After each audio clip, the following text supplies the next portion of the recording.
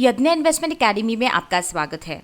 आज हम इन्वेस्टमेंट के दो ऑप्शंस सिस्टमैटिक इन्वेस्टमेंट प्लान और रिकरिंग डिपॉजिट्स को इस वीडियो में कंपेयर करेंगे। सिस्टमैटिक इन्वेस्टमेंट प्लान और रिकरिंग डिपॉजिट ये दोनों भी इन्वेस्टमेंट के तरीके हैं। सिस्टमैटिक इन्वेस्टमेंट प्लान में आप एक निश्चित राशि निश्चित अंतराल पर अपने पसंद के म्यूचुअल फंड में इन्वेस्ट करते हैं। रिकरिंग डिपॉजिट एक विशेष प्रकार का डिपॉजिट है जिसमें आप एक निश्चित राशि हर महीने निश्चित अवधि के लिए, यानी कि मान लीजिए 3 साल, 5 साल इत्यादि, पूर्व निश्चित इंटरेस्ट रेट पर किसी बैंक में या पोस्ट ऑफिस में जमा कराते हैं। एसआईपी एक लॉन्ग टर्म निवेश का साधन है और जब भी हम लॉन्ग टर्म की बात करते हैं तो हमें इक्विटी एसेट क्लास में निवेश करना चाहिए। तो जब भी हम एसआईपी की बात करेंगे इस वीडियो में तो हम इक्विटी एसआईपी को रेफ़र कर रहे होंगे। तो चलिए आगे बढ़कर रिटर्न्स की बात करते हैं। बहुत सारे अच्छे लार्ज कैप फंड्स ने पिछले 10 सालों में अपने इन्वेस्टर्स को 12 से 15.5% के रिटर्न्स एनुअल बेसिस पर कमा कर दिए हैं। फिलहाल यानी कि अप्रैल 2017 में अलग अलग बैंक्स और पोस्ट ऑफिसेज अपने इन्वेस्टर्स को 5.75 से लेकर 7.25% पर एनम के बेसिस पर रिकरिंग डिपॉजिट्स ऑफर कर रहे हैं, जो सेम फिक्स डिपॉजिट के रेट्स भी हैं।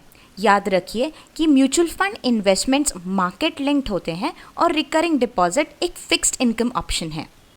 इक्विटी एसआईपी में मिनिमम इन्वेस्टमेंट अमाउंट 500 रुपये है, यानी कि अगर आपने इक्विटी में एसआईपी स्टार्ट की है तो हर महीने आपको कम से कम 500 रुपये इन्वेस्ट करने पड़ेंगे। हर बैंक में रिकरिंग डिपॉजिट का मिनिमम इन्वेस्टमेंट अमाउंट अलग अलग है, पर कुछ बैंक्स ऐसी भी हैं जो आपको कम से कम 10 रुपये की आरडी करने का भी प्रोविज़न देती हैं। इन्वेस्टमेंट ड्यूरेशन की अब बात करते हैं।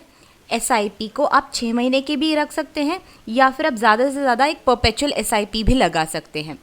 रिकरिंग डिपॉजिट के मामले में आपको 6 महीने की मिनिमम आरडी करनी पड़ती है या ज़्यादा से ज़्यादा आप 10 साल की भी आरडी कर सकते हैं। अगर आप अपने इक्विटी एसआईपी में से 365 दिनों के अंदर अंदर पैसे निकाल लेते हैं तो उस पर 1% का एग्जिट लोड लगता है। ये इसलिए लगाया गया है कि इन्वेस्टर्स इतने अर्ली एग्जिट ना करें। अगर आप 365 दिनों के बाद पैसे निकालते हैं तो उस पर कोई भी चार्जेस नहीं लगते। आरडी के मामले में सिलेक्टेड ड्यूरेशन में कभी भी आप अपनी आरडी बंद करके पैसे निकालना चाहें तो उस पर 1 से 2% की पेनल्टी लगती है।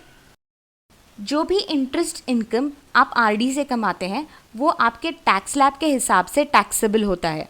जब भी ये इंटरेस्ट इनकम 10,000 से ऊपर चला जाता है तो बैंक 10% के हिसाब से टीडीएस कट कर लेती है, अगर आपने पैन नंबर दिया हो तब। अगर आपने पैन नंबर नहीं दिया है तो ये टीडीएस 20% होता है। तो मान लीजिए आपकी आरडी है, आपका इंटरेस्ट इनकम 10,000 से ज़्यादा है और आपने पैन नंबर बैंक को दे दिया है तो बैंक 10% का टीडीएस उस पर लगा देगी। मगर आप 20% के टैक्स ब्रैकेट में आते हैं तो आपके इंटरेस्ट इनकम पर बचा हुआ जो 10% का टैक्स आपको भरना है वो आपका इनकम टैक्स फाइलिंग के टाइम भरना पड़ता है। और अगर आपका इंटरेस्ट इनकम 10,000 से कम है तो बैंक उस पर टीडीएस नहीं लगाएगी, मगर उस पर जो टैक्स भरना चाहिए वो आपको खुद ही भरना पड़ेगा। याद रखिए कि अगर आपको इंटरेस्ट इनकम हाथ में भी नहीं मिल रहा है तो हर साल का जो इनकम सर्टिफिकेट है आपको बैंक या पोस्ट ऑफिस से ले लेना है और अपने टैक्स स्लैब के हिसाब से उस पर टैक्स भर देना है। अब एसआईपी की बात करते हैं। अगर आपकी एसआईपी इक्विटी म्यूचुअल फंड में हो तो 1 साल के बाद अगर आप अपनी इन्वेस्टमेंट को रिडीम करते हैं तो कोई टैक्स नहीं लगेगा। अगर 1 साल के अंदर अंदर रिडीम करते हैं तो आपको आपके रिटर्न्स पर फ्लैट 15% टैक्स भरना पड़ेगा। एक छोटा सा एग्जाम्पल ले लेते हैं। मान लीजिए आपने एक आरडी की है जो आपको 7% का इंटरेस्ट रेट पर एनम दे रही है। तो अगर आप 5% के टैक्स ब्रैकेट में आते हैं तो पोस्ट टैक्स आप इस आरडी से 6.65% पैसे कमाएंगे। अगर आप 20% टैक्स ब्रैकेट में आते हैं तो आपको इससे 5.6% का इनकम आएगा। अगर आप 30% टैक्स ब्रैकेट में आते हैं तो आपको इससे सिर्फ 4.9% का इनकम होगा। मान लीजिए आप ये आरडी नहीं करते, आप इक्विटी म्यूचुअल फंड में एसआईपी लगा देते हैं और अपने इन्वेस्टमेंट को 1 साल तक रिडीम नहीं करते, तो आपके पोस्ट टैक्स रिटर्न्स आपकी इस इन्वेस्टमेंट से होंगे 12 to 15.5% पर एनम। आप देख रहे हैं ये कितना बड़ा डिफरेंस है।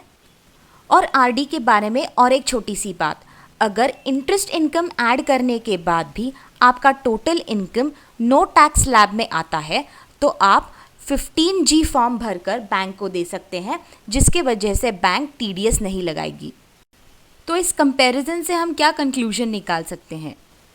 इक्विटी इन्वेस्टमेंट छोटे अवधि के लिए वॉलेटाइल हो सकती है, तो इसीलिए जब भी आप इक्विटी में एसआईपी के थ्रू इन्वेस्ट करें तो आपका इन्वेस्टमेंट होराइजन 3 साल से ज़्यादा होना चाहिए। यानी कि आपका वित्तीय लक्ष्य जिसके लिए आप पैसा इकट्ठा कर रहे हैं, इन्वेस्ट कर रहे हैं, उसके लिए 3 साल से ज़्यादा का अवधि होना चाहिए।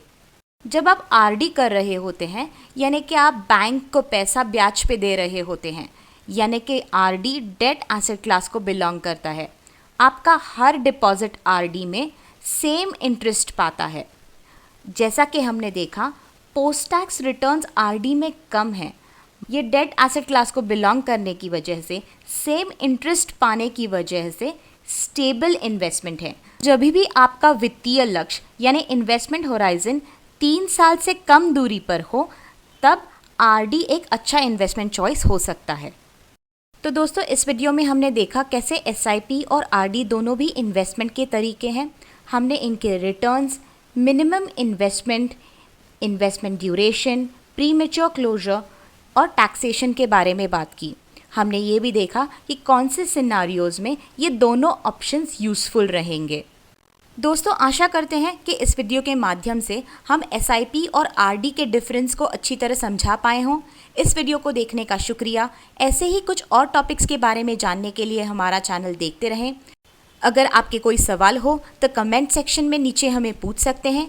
अगर आपको हमारा चैनल अच्छा लगता हो तो सब्सक्राइब करना ना भूलें। मिलते हैं अगले वीडियो में, तब तक के लिए हैप्पी इन्वेस्टिंग।